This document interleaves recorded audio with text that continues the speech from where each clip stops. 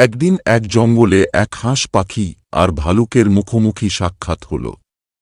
প্রথমে হাঁস পাখি ভালুককে দেখে ভয় পেল, কিন্তু ভালুক তাকে ভয় দিয়ে বলল, ভয় পাস না, আমি এখন থেকে মাংস খাই না, তবে প্রতিদিন আমার একটা কাজ করে দিতে হবে।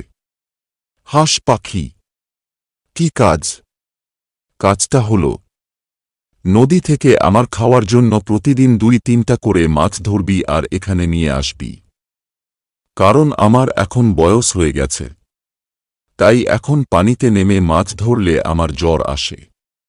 বোকা হাঁস পাখি ভালুকের কথায় রাজি হয়ে প্রতিদিন ওই কাজটি করত। এদিকে ভালুকের খাবার জোগাড় করতে করতে অনেক সময় ব্যয় হয়ে যেত, ফলে তার নিজের ও তার বাচ্চার খাবার জোগাড় করা তার কাছে অসম্ভব হয়ে পড়ত।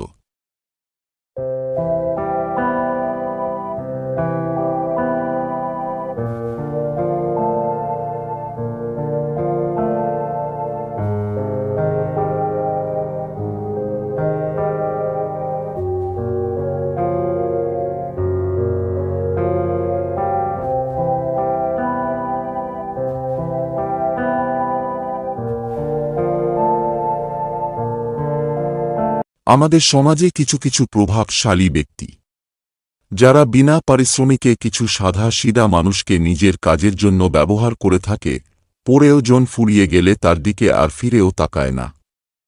এই কুলাঙ্গার লোকগুলো দ্বারা সমাজের গঠনমূলক কাজ সম্পাদন করা একেবারেই অসম্ভব।